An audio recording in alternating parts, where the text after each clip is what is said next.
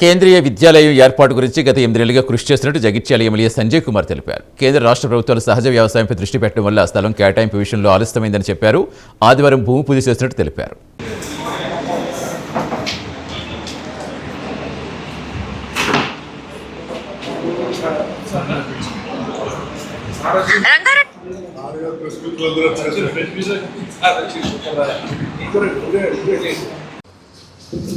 Jagtial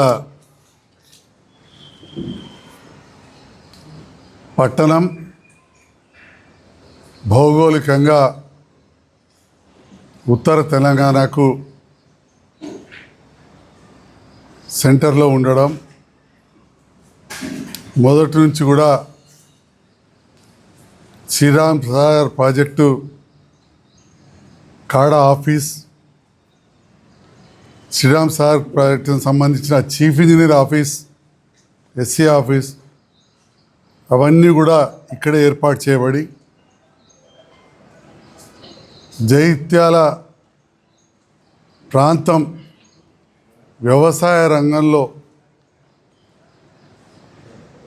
canals వచ్చిన తర్వాత అప్పుడున్న కాంగ్రెస్ ప్రభుత్వం నెహ్రూ గారు భూమి పూజ చేసి ప్రారంభించిన ఎస్ఆర్ఎస్ ప్రాజెక్టు వలన జగిత్యాల చుట్టుపక్కల గ్రామాలు సస్యశ్యామలమైనవి. అదేవిధంగా జగిత్యాల ప్రాంతానికి చెందిన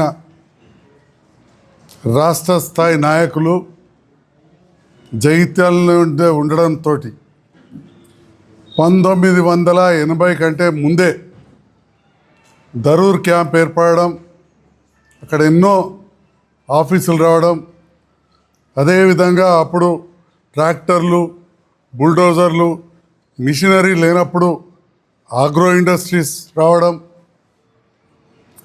చెలిగల్లో ఇరిగేషన్ మరియు వ్యవసాయం, నీటిపారుదల వ్యవసాయం సంబంధించి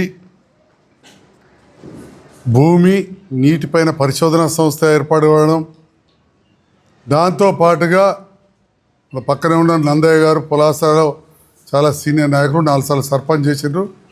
పొలాసలో పరిశోధన కేంద్రం కోసం 1980 కంటే ముందే ప్రతిపాదనలు పోవడం, పెద్దలు దామోదరరావు గారి బావ స్వర్గీయ ప్రకాశ్రావు గారు ధర్నాలు కూడా చేసిన విషయం సీనియర్లకు తెలుసు. మరి ఇవి ఆ తర్వాత ఆ నీళ్లు రావడం, జగిత్యాల ప్రాంతం నుంచే ఎంతోమంది విదేశాలకు వెళ్ళడం అని కూడా జగిత్యాల ప్రాంతం మొదటి నుంచి కూడా ఉత్తర తెలంగాణలో ఆర్థికంగా మౌలిక వసతులతోటి ఎంతో అభివృద్ధి చెందుతున్న ప్రాంతం. అట్లనే జగిత్యాల మున్సిపాలిటీ కూడా one of the oldest municipality. పురాతన జగిత్యాలకు ఒక చరిత్ర, జగిత్యాలకు ఒక కిలా, ఫోర్టు. అదేవిధంగా మన పులవాస కాకతీయులు వెళ్ళిన సామ్రాజ్యం. ఇట్లా జగిత్యాల ప్రాంతానికి ఎప్పటి నుంచో ఒక చరిత్ర. దాంట్లో భాగంగా జగిత్యాల ఎంతో అభివృద్ధి చెందింది. తర్వాత రెవెన్యూ డివిజన్గా కూడా నిజామాబాద్ బార్డర్ ఎల్లారెడ్డిపేట మాచారెడ్డి దగ్గరికి మొదలు పెడితే వెలుగటూరు దానిక, ఇటు ఇబ్రాహీంపట్నం నుంచి మొదలు పెడితే అక్కడ దానిక అంటే అతిపెద్ద రెవెన్యూ డివిజన్ ఉండింది. ఇక్కడనే కోర్టు. అంటే జగిత్యాల ప్రాంతానికి మొదటి నుంచి కూడా ఒక ప్రాధాన్యత ఉంది. తర్వాత ఎన్నో రెవెన్యూ డివిజన్లు అవడు, కోర్టులు అవడు, మళ్ళీ అంత ప్రాధాన్యత ఉన్న జగిత్యాలకు జిల్లా కేంద్రం అయింది. అయిన తర్వాత జిల్లాకు మరి మీ అందరు తెలుసు, భారతదేశంలో దాదాపు చాలా జిల్లా కేంద్రాలకు కేంద్రీయ విద్యాలయాలు వచ్చాయి, ఇంక్లూడింగ్ మంచిర్యాలకు కూడా. అట్లనే మన జగిత్యాలకు కూడా మంజూరు వచ్చింది. మంజూరు ఇచ్చిన తర్వాత స్థలం ఇచ్చే విషయంలో రెవెన్యూ స్థలాలు కలెక్టర్ పరిధిలో ఉంటే వెంటనే ఇచ్చేయచ్చు. కానీ ఒక శాసనసభ్యునిగా నాకు కావచ్చు, నా గౌరవ మంత్రి గారికి కావచ్చు, ఇక్కడ నుంచి ప్రాతినిధ్యం వహించే ఎంపీ గారికి చలిగల్ ఫామ్ అయితే బాగుంటుంది, రోడ్డు మీద ఉంటుందనే ఆలోచన కలిగింది. వారు కూడా అదే ప్రతిపాదించారు. మేము కూడా అదే ప్రతిపాదించి దాదాపు 7 నెలల క్రితమే చలిగాల్ ఫామ్కు సంబంధించిన మంత్రివర్యులు ఉత్తమ్ కుమార్ రెడ్డి గారితో ఎండార్స్మెంట్ కూడా చేయించిన ఆ కాగితం ఉంది. ఇదివరకే పత్రికల ద్వారా చెప్పినాం. మరి కేంద్రీయ విద్యాలయం పాఠశాల స్కూల్, కేంద్రీయ విద్యాలయం ఒక డే స్కాలర్ పాఠశాల, సెంట్రల్ సిలబస్ ఉండే స్కూల్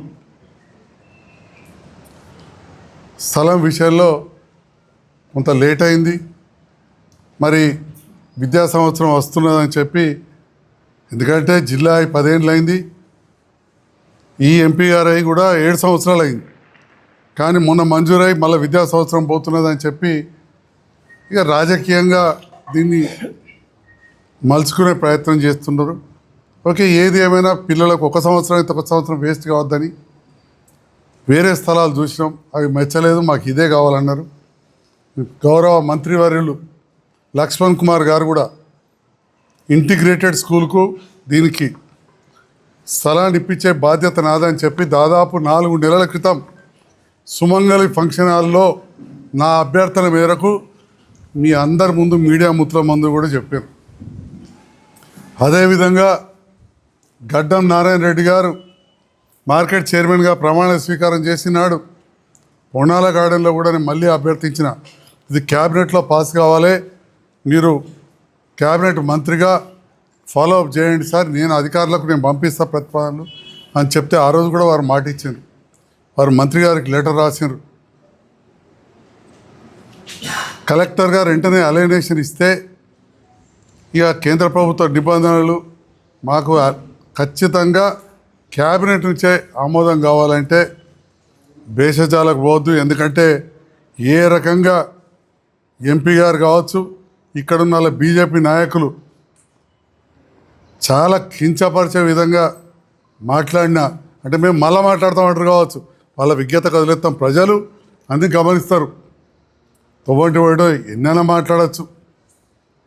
మాట్లాడుతున్నారు, కానీ మాట్లాడినా కానీ వాళ్ళ స్థాయికి దిగో ఎదిగో మాట్లాడకుండా పని ముఖ్యం, జగిత్యాల అభివృద్ధి ముఖ్యం అనే ఆలోచనతోటి ఒక ప్రాపర్గా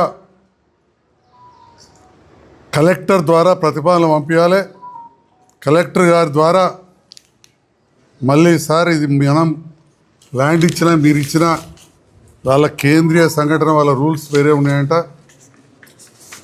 క్యాబినెట్ ఆమోదం పొందాలంటే మీరు క్యాబినెట్ ఆమోదం పొందాలంటే సీసీఏలకు లెటర్ పంపండి, నేను అక్కడ ముఖ్యమంత్రి గారితో నేను మంత్రి గారు మాట్లాడదామని చెప్పి కలెక్టర్ గారి ద్వారా అఫీషియల్గా లెటర్ పంపించిన.